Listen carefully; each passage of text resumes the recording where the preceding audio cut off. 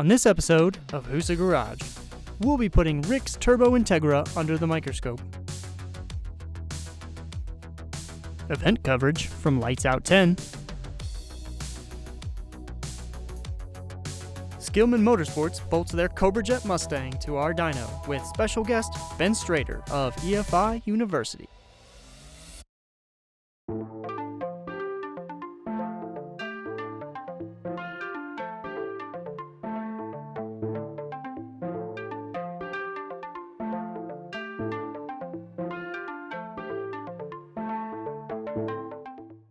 All right, guys, so we got Rick here. He is a team member of Haltech USA.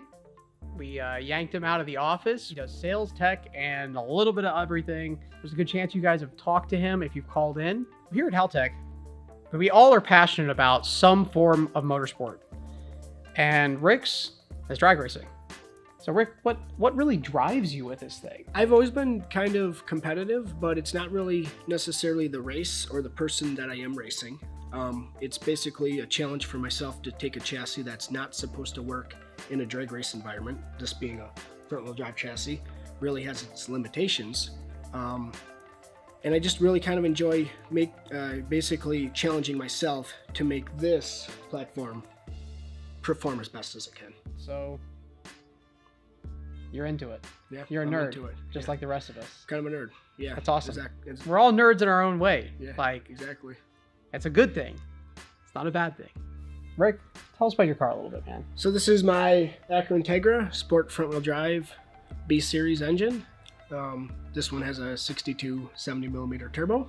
So it is a B series. How big is this thing? It is a 2-liter. A 2-liter. Yeah. Okay. Did it start out as a 2-liter? It didn't start out as a 2-liter. It started out as a GSR engine, which is a 1.8-liter. They punched the block out to a 2-liter with ductile iron sleeves, upgrade the rods, pistons, valve train, cams, and slap a turbo on it. Okay. You have this thing on ethanol, is that right? It's on E85. All right. It's on So Ignite Red 114. I Okay. believe it's an 85% ethanol blend. the other thing is, how are you getting this thing to the ground? So you got a pretty wicked transmission, right? Yeah, so it's got a 4-speed dog box straight cut gear transmission. It's got a really wicked, like, long shifter, I think from like a NASCAR or Yeah, something. it's pretty much a NASCAR. So they take a retired NASCAR shifter and they retrofit it for a Honda B-Series transmission. That's amazing. What kind of horsepower do you think it's gonna make, man? I'm hoping to see about 800 out of it. If it was 800, I'd be really happy. What's kind of interesting is it's never seen the dyno. It's been track tuned. Saw the dyno once. Anyways, You you saw the radiator cap come off it. That's true. It did. It's really good at sending the radiator cap to the moon.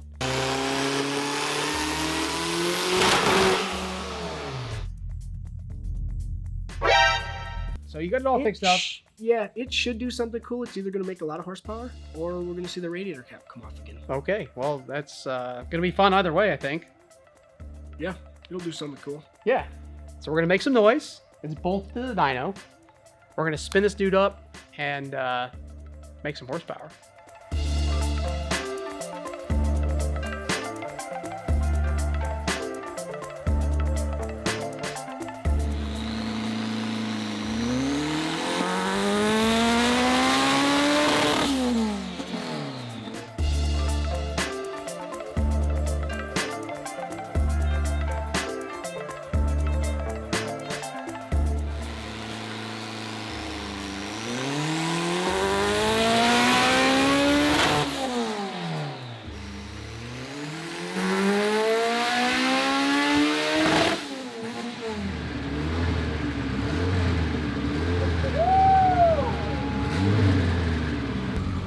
Brad, how about that?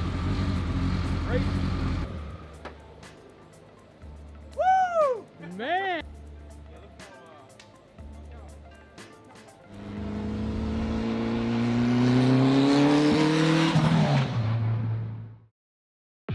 DuckX Productions Lights Out 10 took place February 14th through the 17th at South Georgia Motorsports Park. This 8th mile race is considered by many in the Southeast to be the unofficial start to the 2019 season, and it attracts racers from all over the eastern seaboard.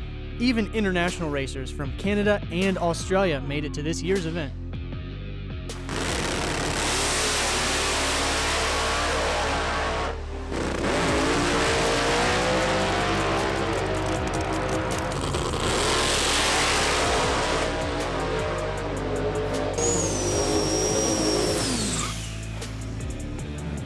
Also, this event is the first of 5 events for the new Haltech DXP 235 drag radial class. This new class limits tire size to a 26-inch high and 8.5-inch wide 235 radial tire.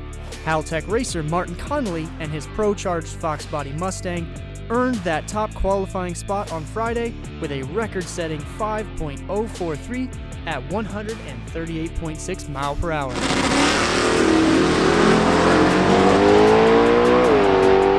Martin was able to easily beat all competitors in the first 3 rounds. The semifinals brought on a very capable competitor in Danny Nicely and his C5 Corvette. So Team Connolly was forced to turn it up just a bit more on launch, but that extra power ended up just being too much for the track conditions, and it cost the Connolly team the win in the semifinal race.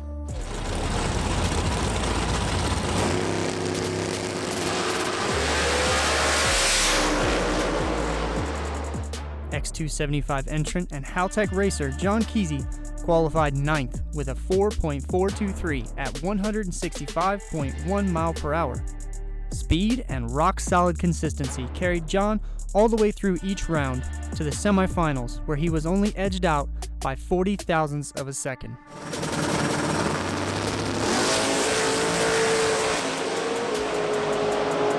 Don LaManna entered the Profab Performance Mustang in the Pro 275 class.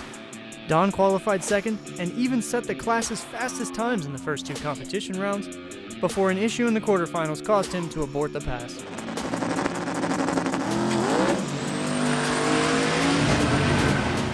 Ultra Street competitor Brian Keep's Haltech equipped Pro-Charged Camaro posted up 3rd in qualifying and stayed consistent all the way through to the finals. The ET variance across each of Brian's competition rounds was less than 30 thousandths of a second. That's a true testament to the consistency that can be obtained using the Haltech Advanced Torque Management System. Unfortunately, Brian redlit the finals tree and settled into the first runner-up position for the Ultra Street class.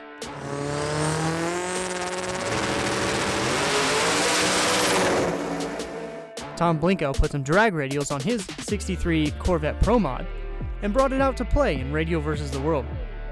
He was able to qualify 11th with a 3.75 at 197.9, but he was unable to break out of round 1.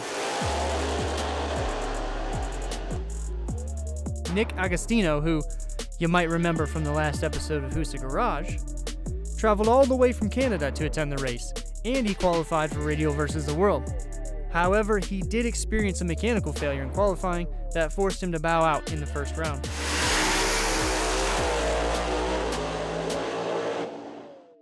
We'd like to say congratulations to all of our Haltech equipped competitors who brought it to the competition in South Georgia. Make sure you let us know how your Haltech weekend went. If you yourself made a trip to the podium, or if you just had an amazing event, we'd love to hear about it. Follow us on Instagram and Facebook, and be sure to tag your weekend adventures with #HaltechWeekend.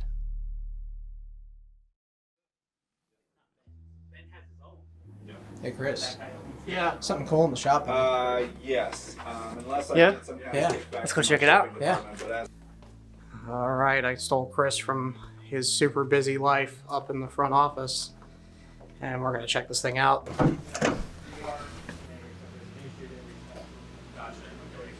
What is that? Pretty cool, right? Wow.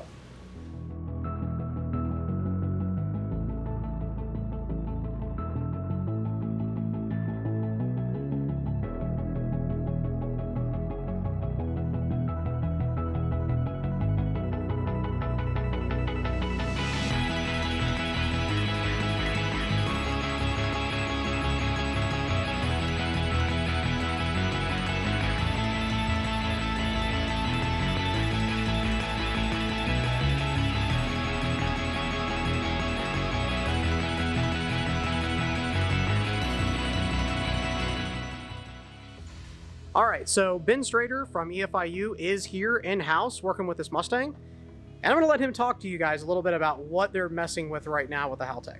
So check this stuff out, dude. They are checking timing drift with a GoPro and a duct taped timing light. Ben, why don't you tell us Pretty why? much, yeah. Well, What we're looking at here, thanks for having me, by the way, Absolutely. is no doubt the fastest growing class in NHRA drag racing is the factory showdown class. We got the big three. All the Dodge, the Chevy, and the Ford guys are duking it out. These cars are starting to make crazy serious power. So a lot of times to make more power, we need more RPM. This thing we'll see today probably over 10,000 RPM while we're tuning it on the dyno.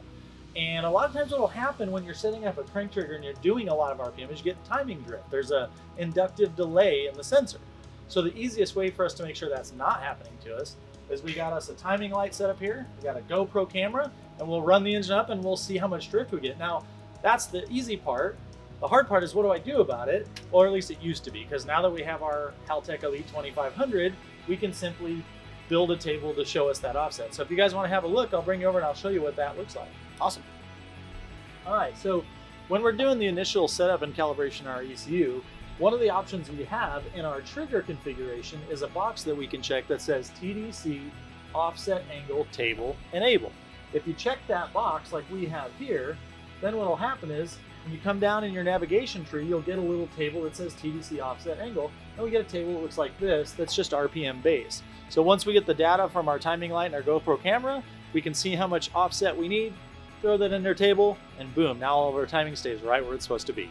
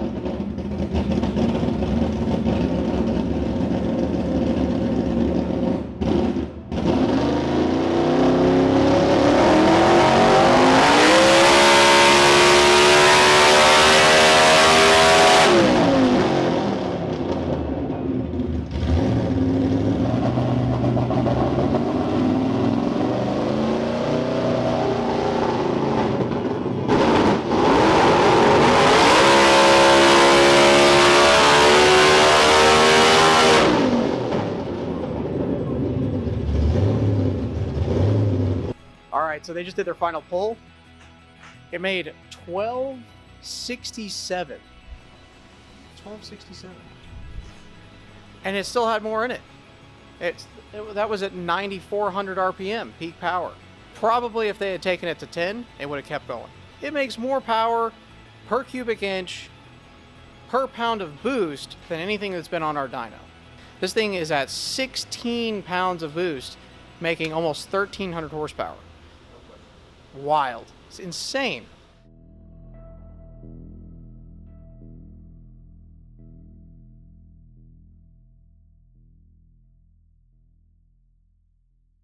Can the Cowboy pull it out here in Bradenton, Florida for the Muscle Car Mayhem? Pre-stage is on. Marks in. Skillman moves forward. Going to be a slight hole shot, but oh man, Cobra-Jet starting to pull away. Top in charge. Skillman 780, 275 miles per hour. Going to take the victory here in the season opener. Congratulations. That's all for this episode of HUSA Garage. Make sure you tell us in the comments section what you liked and what you didn't like. Also, make sure you follow us on Facebook and Instagram, and subscribe to us here on YouTube. See you next time.